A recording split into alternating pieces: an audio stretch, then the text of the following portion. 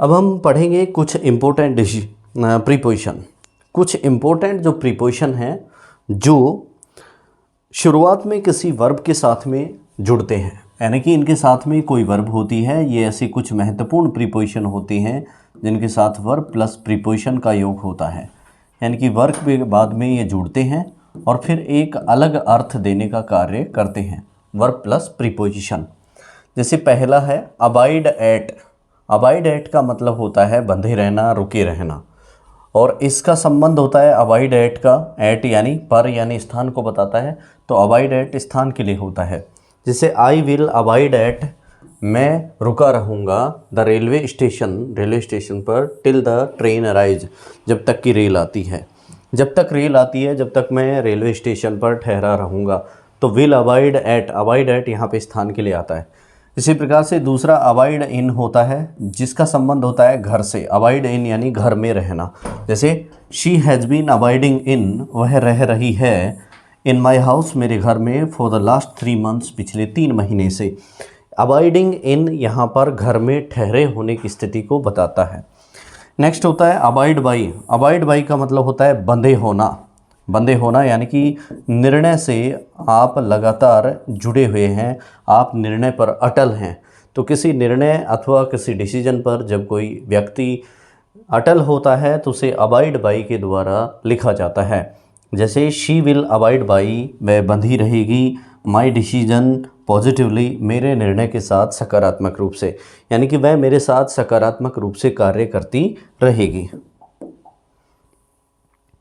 Next है भाई इसी का जो है अबाइड विद पर्सन, यानी कि किसी व्यक्ति के साथ लगातार जुड़े रहना, उसके हाँ में हाँ मिलाते रहना, या उस व्यक्ति के निर्णयों पर अपनी सकारात्मकता रखना। जैसे he will abide with his friend, वह अपने दोस्त के साथ जुड़ा रहेगा। सुरेश के साथ इन ऑल सर्कमस्टांसिस, सभी परिस्थितियों में, वह चाहे कैसी भी परिस्थिति आए अपने दोस्त सुरेश के साथ जुड़ा हुआ रहेगा। तो यहाँ पे अबाइड विद पर्सन किसी व्यक्ति के साथ जोड़, या किसी व्यक्ति के साथ याराना, या किसी व्यक्ति के साथ उसके सपोर्ट में खड़े होने के लिए अबाइड विद का प्रयोग करते हैं। नेक्स्ट है जो है एंग्री एट, यानी किसी पर गुस्से में होना, किसी चीज़ पर। जब एंग्री के साथ एट प्रीपोजिशन लगता है तो वह किसी वस्तु की ओर इशारा करता है।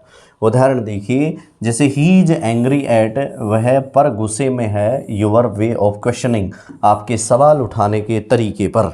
तो ये आपका एक ऐसी चीज़ है जिस पर उसको गुस्सा आता है, यानी कि जो ही आप सवाल उठाते हैं तो इस तरीके से वह आप पर गुस्सा हो जाता है। किसी वस्तु पर गुस्सा होने के अर्थ में हम एंग्री के साथ क्या लगाते हैं, एट लगाते हैं। दूसरा है angry with person. Angry with जब आता है तो यह किसी व्यक्ति के साथ या व्यक्ति पर गुस्से को बताने का कार्य करता है।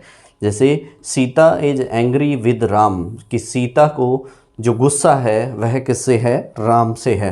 तो एंग्री विद जब होता है तो वह किसी पर्सन की ओर, किसी व्यक्ति विशेष की ओर इशारा करता है। नेक्स्ट है एंग्री फॉर, के लिए गुस्से में होना। इसका मतलब यहाँ पर किसी कार्य अथवा किसी उद्देश्य के लिए उसे गुस्सा आता है ना। तो एंग्री फॉर किसी एक्शन, किसी गतिविधि के प्रति गुस्सा होना। जैसे ही इज एंग्री फॉर, वह गुस्से में है किस बात के लिए, angry for your laughing at her wife, उसकी पत्नी पर जो आप हंसते हैं इसके लिए उसे गुस्सा है। इसका मतलब यहाँ आप एक ऐसा कार्य, आपकी ऐसी गतिविधि है कि आप अमुक व्यक्ति की पत्नी पर हंसते हैं, इसलिए वह इस बात को लेकर आपसे गुस्से में है। तो 3 चीज़ें होती हैं। जब एंग्री के साथ एट लगता है तो वह वस्तु की तरफ इशारा करता है। जब एंग्री के साथ विद लगता है तो वह व्यक्ति विशेष की ओर इशारा करता है। और जब एंग्री के साथ फॉर लगता है तो वह किसी किए जाने वाली गतिविधि अथवा कार्य की ओर इशारा करता है। नेक्स्ट प्रीपोजिशन है भाई अलाइट। अलाइट ऑन, सबसे पहला है अलाइट ऑन। अलाइट ऑन का मतलब होता है जुड़े होना, ग्राउंड, धरती अथवा किसी चीज़ से। अलाइट ऑन, जैसे ए लार्ज नंबर ऑफ, एक बड़ी संख्या में, बर्ड्स एंड पक्षी, अलाइट ऑन यानी लदे रहना या जुड़े रहना। The roof of my house, यानी मेरे घर की छत पर, कि एक बड़ी संख्या में पक्षियों की जो संख्या है वह मेरे घर की छत के ऊपर लदे रहते हैं। अलाइट ऑन यानी सवार होना। अलाइट ऑन का मतलब यहाँ पे क्या हो जाएगा, सवार होना या मौजूद रहना। ठीक है ना। नेक्स्ट है alight at a place. Alight at एक स्थान से जुड़े रहने के संबंध में अलाइट एट का प्रयोग होता है। जैसे the groom alighted from the elephant at her gate. The groom alighted from the elephant at her gate, यानी कि वह जो ग्रूम था वह दरवाजे पर उस हाथी के साथ में जुड़ा हुआ था, उसके साथ अपने आप को बचाने का प्रयास कर रहा था।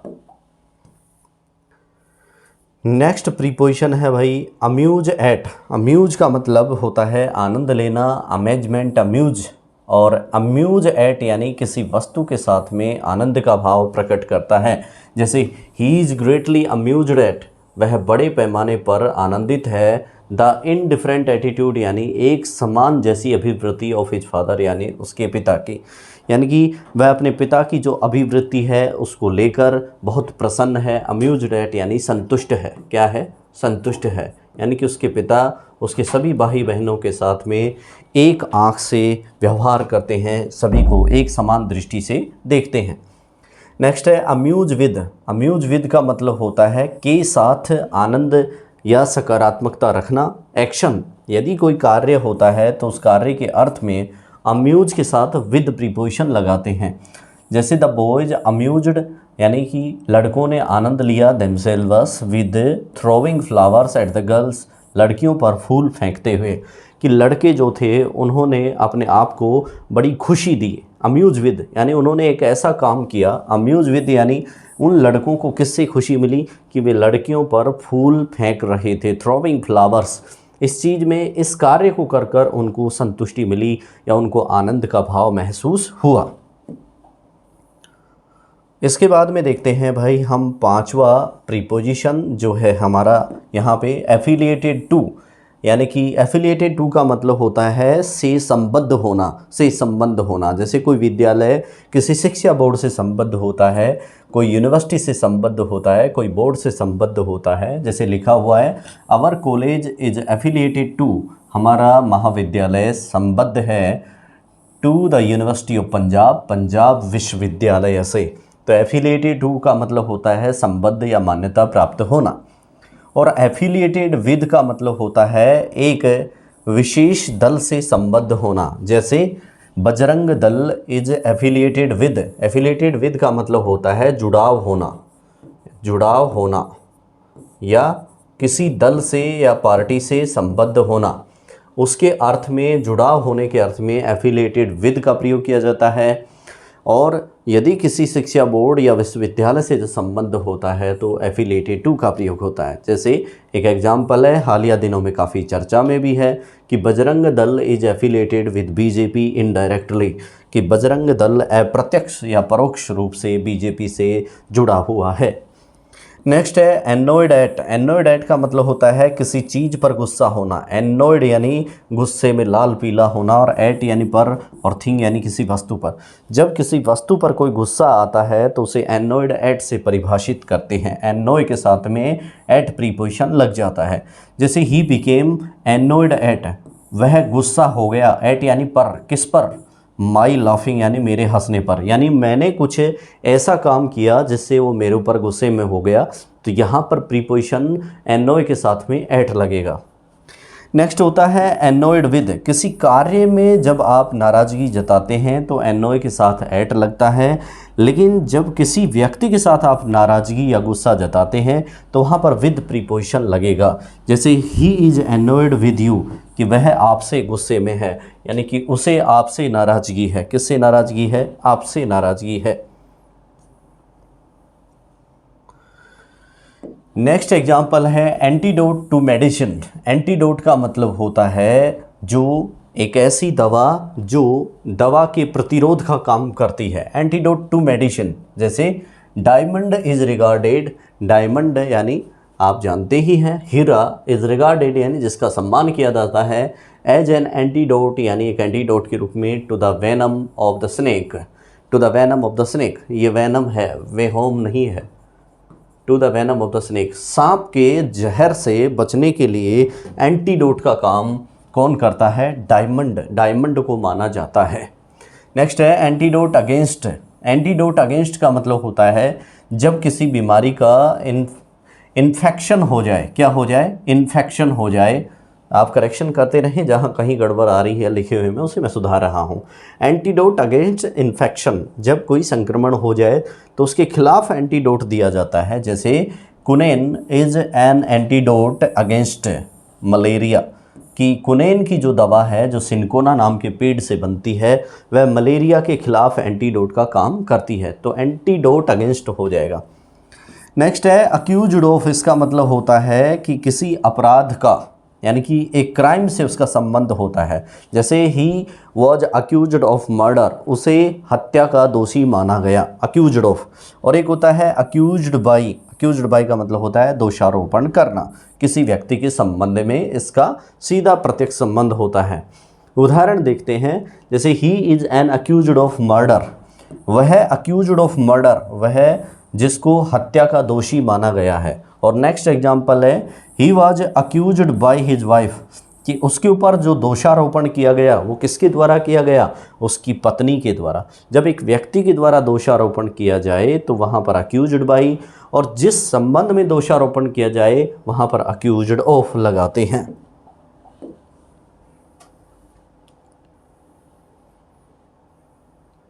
नेक्स्ट प्रीपोजिशन है भाई बोर्न के साथ में जब ऑफ लगता है, बोर्न ऑफ का मतलब होता है से पैदा होना। बोर्न ऑफ का मतलब क्या होता है, से पैदा होना। जैसे पेरेंट से किसी का जन्म होता है, किसी का भी इस सृष्टि में, तो उसे बोर्न ऑफ कहेंगे।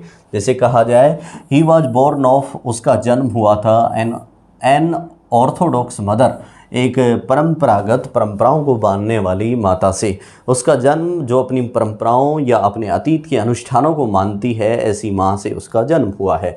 तो बोर्न ऑफ यानी से जन्मा होना।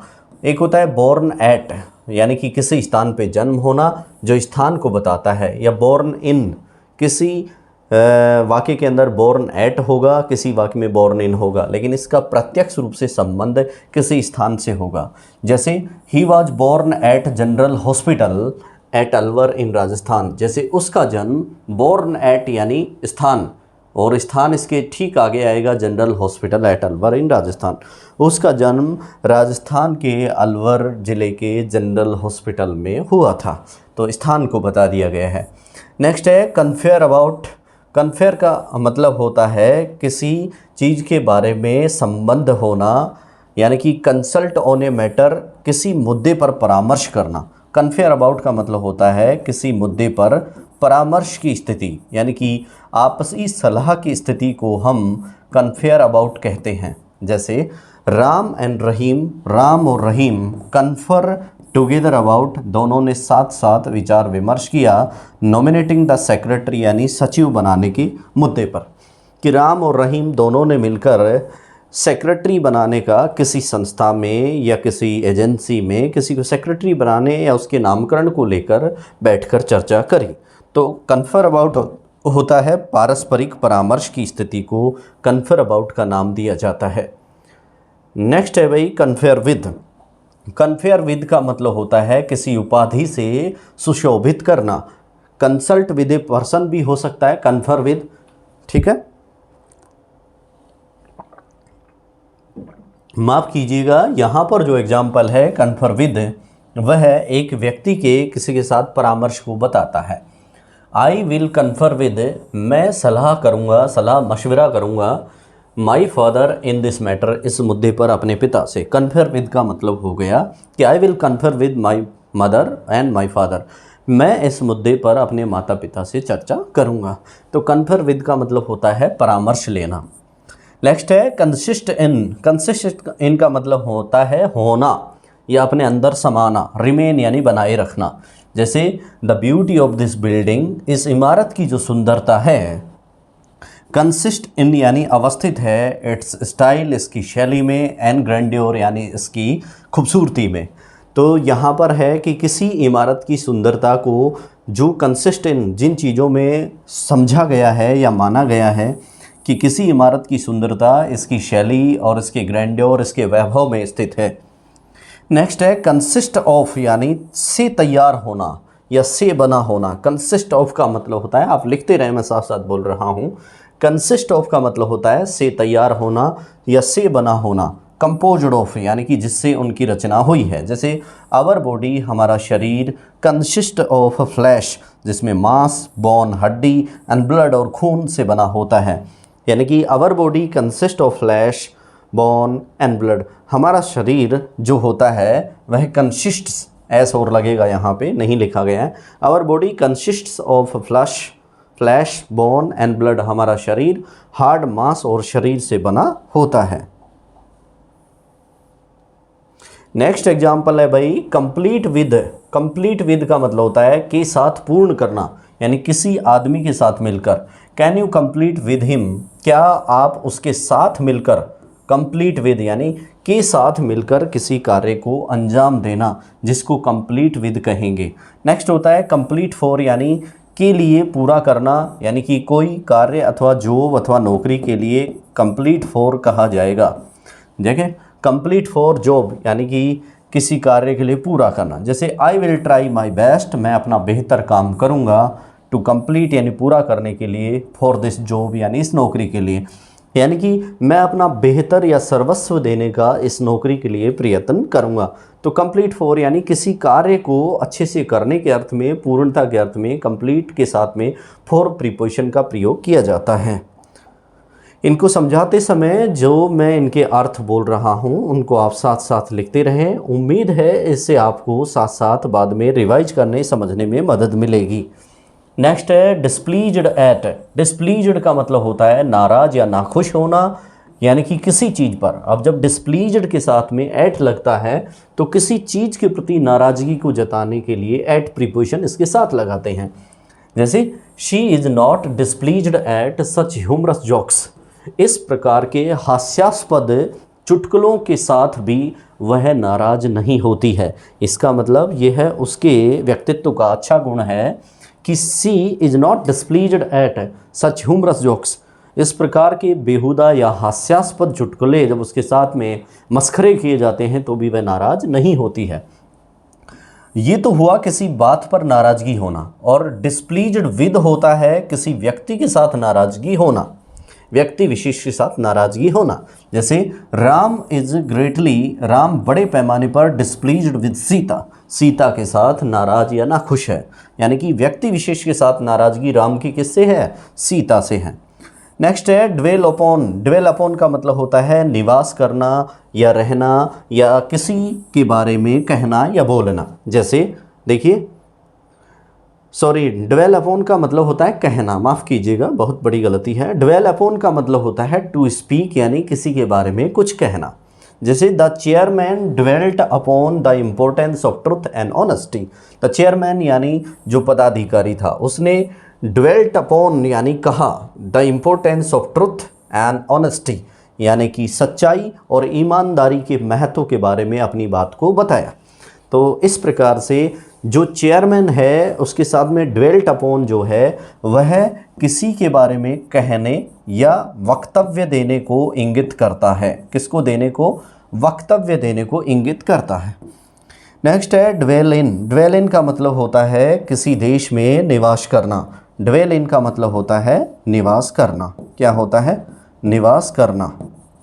जैसे the French dwell in France, कि जो फ्रेंच के जो द फ्रेंच यानी फ्रांसीसी जो लोग होते हैं वो कहाँ निवास करते हैं, ड्वेल इन का मतलब रहने से इसका तात्पर्य है, तो वो फ्रांस में रहते हैं। नेक्स्ट और भी एग्जाम्पल हैं इसमें, देखिए। जैसे ड्वेल एट। ड्वेल एट का मतलब होता है किसी स्थान से संबद्ध होना। जैसे दीज डेज, इन दिनों, Ram is dwelling at his friends hotel. Ram अपने दोस्त के होटल में ठहरा हुआ है। और नेक्स्ट है ड्वेल अमंग। ड्वेल अमंग का मतलब होता है लोगों के साथ संबद्ध होना। जैसे ही इज़ ड्वेलिंग अमंग, वह संबद्धता दर्शा रहा है द ट्राइबल यानी आदिवासी लोगों के बीच। तो ड्वेल अमंग का मतलब होता है के बीच रहकर जानना, यानी कि आजकल वह आदिवासी संस्कृति को जानने का प्रयत्न उनके बीच रहकर कर रहा है। नेक्स्ट है डील विद। डील विद का मतलब होता है कि किसी काम को किए जाना, यानी to do with the matter, किसी कार्य के किए जाने से इसका संबंध होता है। जैसे दिस बुक, यानी कि कोई किताब के बारे में चर्चा की जा रही है, जैसे दिस बुक डील्स विद, यानी कि इसका सीधा संबंध है the population problem in India. Deals with का मतलब होता है मुद्दे पर फोकस करना, यानी कि this book deals with the population problem India, कि इस किताब में भारत में जनसंख्या की जो समस्या है उससे इसका सीधा संबंध बताया गया है। नेक्स्ट है डील इन। डील इन का मतलब होता है व्यवसाय करना या बिजनेस करना।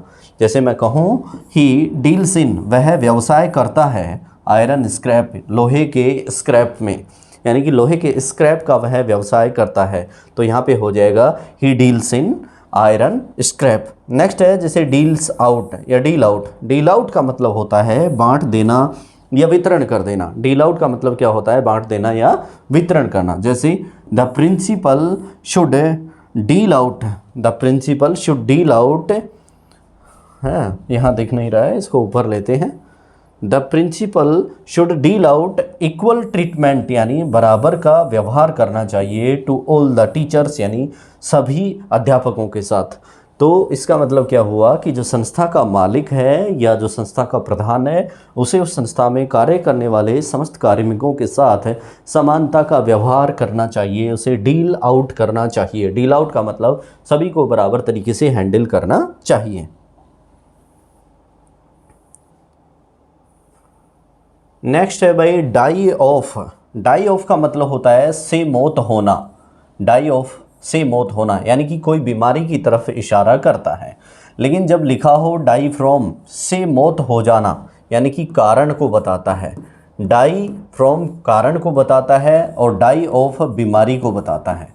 प्रत्यक्ष रूप से बीमारी का भाव प्रकट करने में डाई ऑफ, डाई के साथ में ऑफ प्रीपोजिशन लगाते हैं, लेकिन जब डाई के साथ में फ्रॉम लगाते हैं तो वह कारण को बताने का कार्य करता है। एग्जाम्पल देखिए, जैसे ही डाइड ऑफ हंगर, वह भूख से मर गया, यानी कि उसके साथ में क्या कारण था बीमारी का? वह था भूख। दूसरा है he died from hard labour, वह कठिन कार्य करने के कारण मर गया, यानी कि उसने कड़ी मेहनत की और कड़ी मेहनत के परिणाम उसके साथ ये कारण हुआ कि उसकी मौत हो गई। ठीक है। नेक्स्ट है भाई एम्बार्क ऑन। एम्बार्क ऑन का मतलब होता है किसी पात्र से संबद्ध होना या संबंध होना। जैसे she embarked on the ship for Sri Lanka, उसने एम्बार्कड ऑन का मतलब होता है सवार होना या प्रत्यक्ष रूप से यात्रा करना, प्रत्यक्ष रूप से यात्रा करना या आगे की ओर आगे बढ़ना। ठीक है। तो यहाँ पे देखिए embark on A vessel, embarked on the ship for Sri Lanka, उसने श्रीलंका के लिए प्रस्थान करना सुनिश्चित किया। एम्बार्क इन का मतलब होता है नए व्यवसाय को शुरू करना। जैसे ही हैज़ एम्बार्क्ड इन, उसने नया व्यवसाय शुरू किया है। The new business with full fervour, यानी कि पूर्ण जोश और खरोश के साथ, उमंग के साथ, उसने पूर्ण उमंग के साथ एक नया व्यवसाय शुरू करने का प्रयास किया है या शुरू करने की ठानी है। नेक्स्ट है भाई एग्जैक्ट फ्रॉम। एग्जैक्ट फ्रॉम का मतलब होता है ठीक सही से किसी व्यक्ति से संबंध होना। जैसे हैवी फाइन्स, यानी भारी जुर्माने, वर एग्जेक्टेड, यानी लगा दिए गए, फ्रॉम द अनरूली स्टूडेंट्स, जिनका किसी भी प्रकार से, जिन विद्यार्थियों का संबंध नहीं था, उन पर भारी जुर्माने थोप दिए गए। नेक्स्ट है एग्जैक्ट इन। एग्जैक्ट इन यहाँ पर विशेषण का कार्य करता है। जैसे उसका मतलब होता है सही नहीं होना। एग्जैक्ट इन सही ना होने की स्थिति को यह बताता है। जैसे he is not exact in repayment, वह पुनर्भुगतान में सही नहीं है, यानी कि उसको उधार देने का या उससे वित्तीय लेन देन करने का कोई औचित्य नहीं है, क्योंकि वह इस मसले पर सही नहीं है। नेक्स्ट है फैसिनेटेड विद। फैसिनेटेड विद का मतलब होता है मोहित होना, किसी व्यक्ति की तरफ आकर्षित होना। जैसे लिखा हुआ है आई वॉज फैसिनेटेड विद, मैं मोहित हो गया था रेखा, किसी व्यक्ति विशेष की तरफ, मेरा रेखा की तरफ झुकाव हो गया था। तो ये यहाँ पर मोहित होने को बताता है। और एक होता है फैसिनेटेड बाई, किसी के द्वारा मोहित होना, किसी चीज़ के द्वारा मोहित होना, किसी व्यक्ति की तरफ या व्यक्ति के साथ मोहित होना फैसिनेटेड विद, और किसी चीज़ के द्वारा मोहित होना यानी कि टेम्प्ट होना तो वो होता है थिंग, किसी वस्तु की तरफ।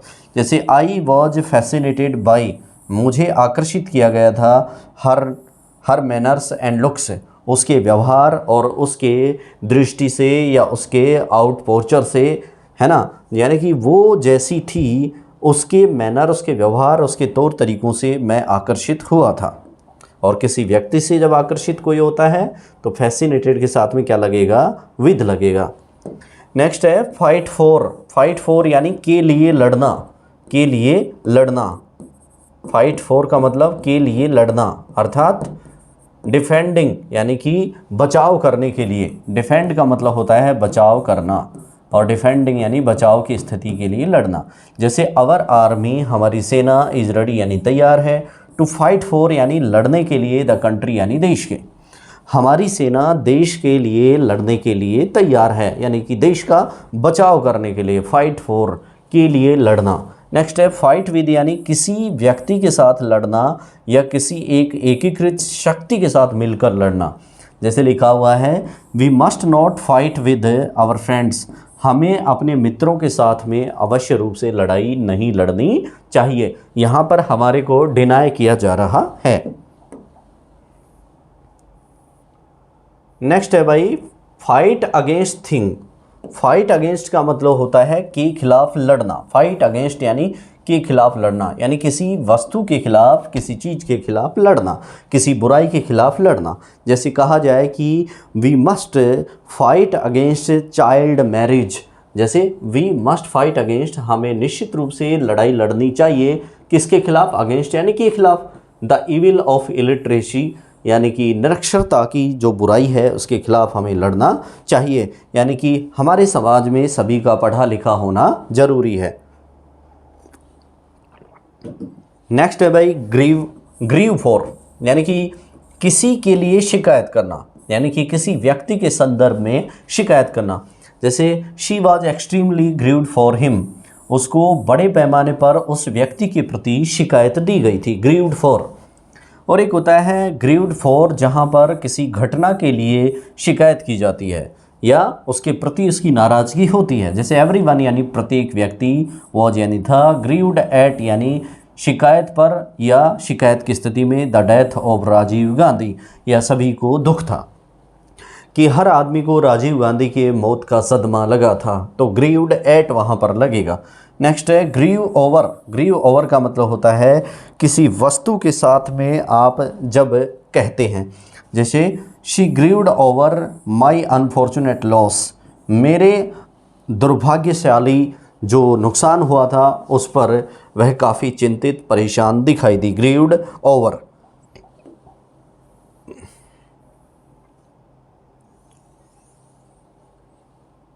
नेक्स्ट है भाई प्रीपोजिशन इंट्रोड्यूस टू।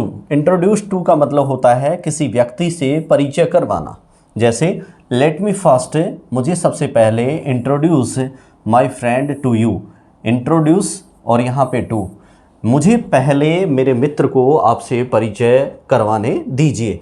तो किसी व्यक्ति का परिचय करवाने में इंट्रोड्यूस टू का प्रयोग किया जाता है। इसी प्रकार से नेक्स्ट है इंट्रोड्यूस इनटू, यानी कि के अंदर प्रवेश करना या किसी संस्था में उसका संबंध जताना या मेक मॉडिफिकेशन, किसी संशोधन को जताने में इंट्रोड्यूस इनटू का प्रयोग होता है।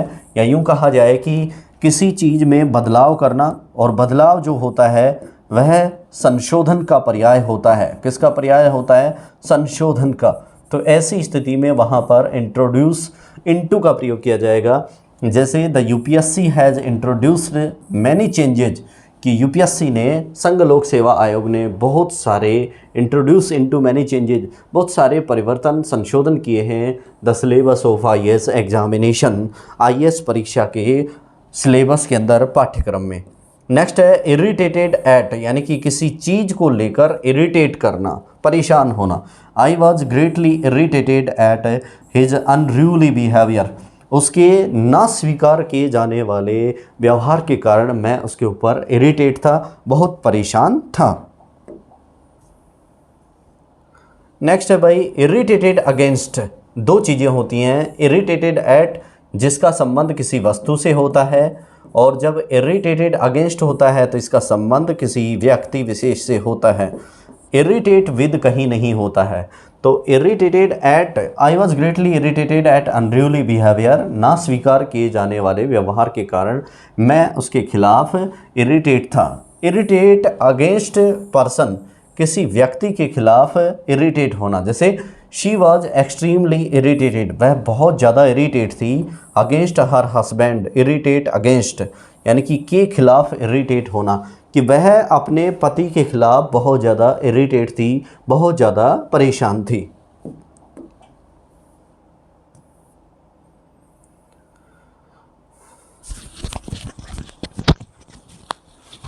आप इनको लिखिए।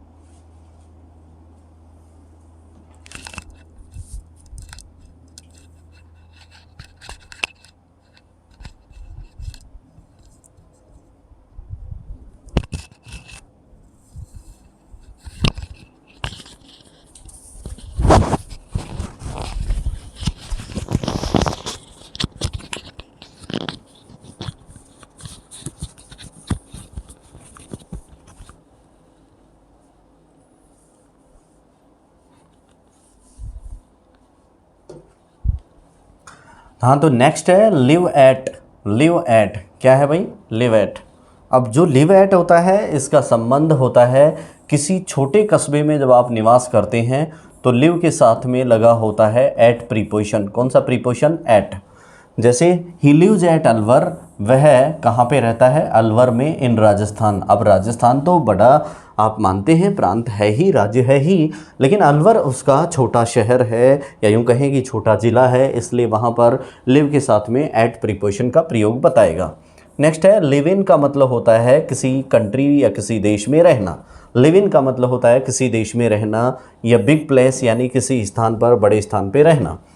जैसे ही इज़ लिविंग एट, वह रह रहा है अलवर यानी अलवर, इन राजस्थान यानी राजस्थान में, वह राजस्थान के अलवर में रह रहा है।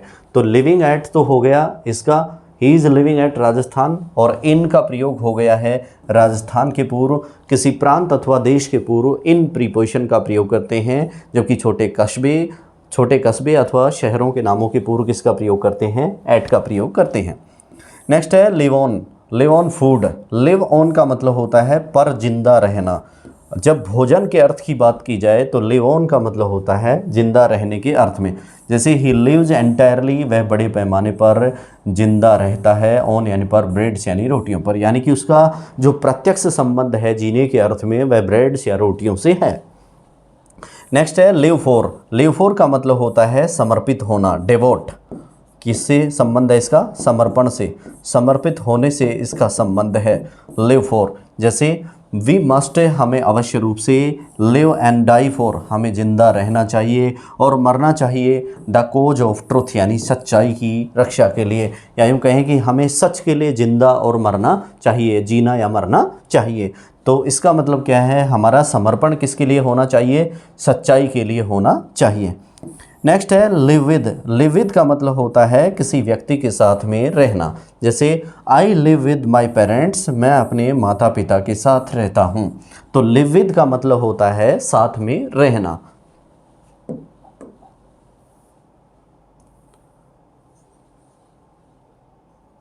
नेक्स्ट है भाई, जो प्रीपोजिशन है वह है मैरिड के साथ में टू लगा होना। मैरिड टू, इसका मतलब होता है किसी महिला से शादी के अर्थ में। शादी जब किसी महिला से हो, तो शादी जब महिला से हो तो उसके अर्थ में मैरी के साथ में लगेगा टू। जैसे रमेश वाज मैरिड टू सरला। अब रमेश जो कोई व्यक्ति है यानी कि पुरुष है और उसकी महिला सरला से जो शादी हुई, तो वहाँ पर मैरी के साथ में क्या लगेगा, मैरी टू या मैरिड टू, क्या लगेगा, मैरिड टू। ठीक है। और मैरिड विद, देखो ये बहुत इंपॉर्टेंट प्रीपोजिशन है। जब मैरिड टू लगाता है या मैरिड टू लगता है तो महिला के साथ में उसका नाम होगा, और मैरिड विद जब होगा तो किसी व्यक्ति का नाम होगा। जैसे सरला वाज मैरिड विद रमेश, इस वाक्य को उल्टा कर दिया गया है कि यहाँ पर लड़के का नाम या पुरुष का नाम है तो मैरिड विद हो गया है, और जब महिला का नाम था तो मैरिड टू हो गया था। यानी कि रमेश ने सरला से शादी की तो मैरिड टू, और सरला ने जब रमेश से शादी की तो मैरिड विद का प्रयोग करेंगे। नेक्स्ट है भाई जो है पार्ट वाला। किस वाला है, पार्ट वाला। तो देखिए, पार्ट फ्रॉम होता है किसी व्यक्ति से अलग होना, अलगाव की स्थिति। किसी व्यक्ति से जब अलगाव की स्थिति को बताना हो तो वहाँ पर पार्ट फ्रॉम आता है। जैसे आई पार्टेड फ्रॉम माई वाइफ, मैं अपनी पत्नी से अलग हो गया, इन कुंभ यानी कुंभ के मेले में, यानी कि अलग हो जाना, बिछड़ जाना। बिछड़ने की स्थिति को बताने के लिए पार्ट फ्रॉम का प्रयोग करते हैं। और एक होता है पार्ट विद। पार्ट विद का मतलब होता है किसी वस्तु से दूरी होना या अलगाव होना।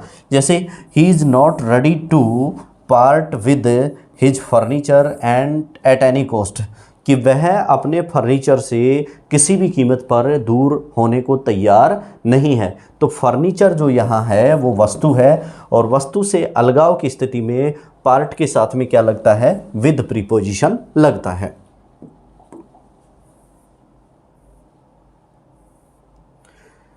नेक्स्ट प्रीपोजिशन है भाई क्वाल। क्वाल यानी झगड़ना, और क्वारल के साथ में जब ओवर लगा हो तो क्वाल ओवर का मतलब होता है किसी चीज़ पर, किसी बात पर झगड़ा होना, है ना। तो किसी वस्तु, बात अथवा किसी घटना के संबंध में जब झगड़ा होता है तो वहाँ पर क्वारल ओवर लगता है। जैसे you must not quarrel over, आपको नहीं झगड़ना चाहिए द पेरेंटल प्रॉपर्टी यानी माता पिता की संपत्ति पर। आपको माता पिता की संपत्ति पर नहीं झगड़ना चाहिए। इसका मतलब क्या हुआ कि आपको उसमें सब्र संतोष बनाए रखना चाहिए, कि माता पिता पर विश्वास रखना चाहिए। तो वहाँ पर क्वारल के साथ में कौन सा प्रीपोजिशन लगेगा, ओवर लगेगा।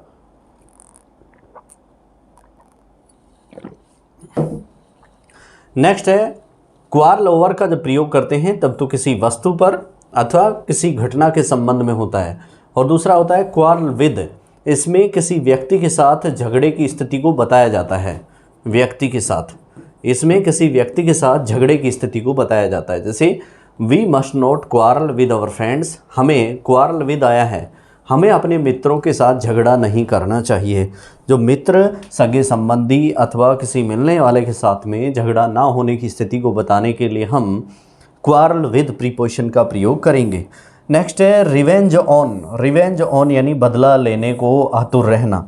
रिवेंज ऑन पर्सन, जैसे ही रिवेंज्ड हिमसेल्फ, उसने अपने आप से बदला लेने का, ऑन हिज एनिमी, अपने दुश्मन के साथ तय कर लिया था। तो रिवेंज ऑन जो होता है वह किसी व्यक्ति के साथ बदले की भावना को बताने का कार्य करता है। किसको बताने का कार्य करता है, बदले की भावना को। नेक्स्ट होता है रिवेंज ऑन, तो किसी व्यक्ति से बदले की भावना होती है। और जब रिवेंज फॉर होता है तो किसी चीज़ का बदला लेना, किसी चीज़ के एवज में बदला लेना, ठीक है ना। तो इसको पढ़ते हैं। जैसे एक्शन, किसी कार्य के प्रति बदला लेना। जैसे I will positively revenge for, मैं सकारात्मक रूप से बदला लूँगा द इंसल्ट यानी बेइज्जती का, इन्फ्लिक्टेड ऑन मी बाय हर, जो उसके द्वारा मेरी बेइज्जती की गई है। यानी कि मैं बहुत सकारात्मक रूप से जो उसके द्वारा मेरी बेइज्जती की गई है उसका बदला लूँगा। तो ये रिवेंज फॉर हो जाएगा।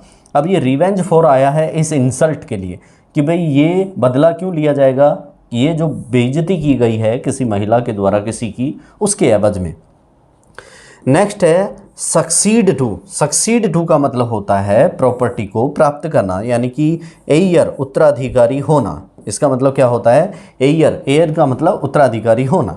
जैसे he succeeded to his uncle's empire, उसने अपने चाचा के साम्राज्य को, सक्सीड का मतलब होता है हथियाना या सिंहासन संभालना या गद्दी को हथियाना या उसकी संपत्ति से उसका सीधा प्रत्यक्ष रूप से कब्जा होना। और दूसरा होता है सक्सीड इन, सक्सीड इन का मतलब होता है किसी कार्य को करने में सफलता प्राप्त करना। जैसे दिस टाइम यानी इस बार, शी यानी वह, सक्सीडेड इन आईएएस एग्जामिनेशन, वह इस साल आईएएस की परीक्षा में सफल हो गई। इसका मतलब सक्सीड इन का मतलब होता है किसी कार्य अथवा किसी घटना में सफलता प्राप्त करना, लेकिन सक्सीड टू का मतलब होता है किसी चीज़ का उत्तराधिकारी या उसका वारिसान बन जाना।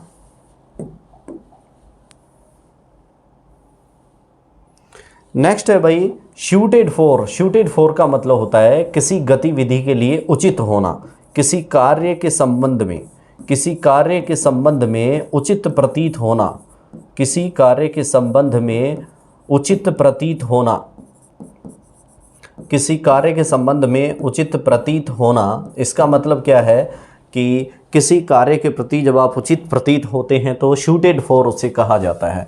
जैसे लिखा हुआ है शी इज़ नॉट, वह नहीं है, शूटेड फॉर यानी उचित होना, द रोल ऑफ वैम्प, वह वैम्प के रोल को अदा करने में उचित प्रतीत नहीं होती है। और इसी प्रकार से एक होता है शूट के साथ में लगता है टू, शूटेड टू, इसका मतलब होता है अवसर पर, अवसर पर काम आने वाला, अवसर पर काम के लिए, अवसर पर काम के लिए, यानी कि कोई मौका मिले और उसे भुना लिया जाए, उसके लिए शूटेड टू होता है। जैसे सैड सॉन्ग यानी जो दुख भरे गाने होते हैं, डजंट शूट, दुख भरा गाना वह अवसर पर काम के लिए नहीं होता है, टू सच एन ओकेजन यानी किसी अवसर पर, किसी के घर पर शादी का माहौल हो और वहाँ दुख भरे गाने चल जाएं तो वो डजंट शूट टू, वह शूट टू, वहाँ पर प्रीपोजिशन का प्रयोग शूट वर्ब के साथ होगा कि sad song doesn't suit to such an occasion of marriage, है ना।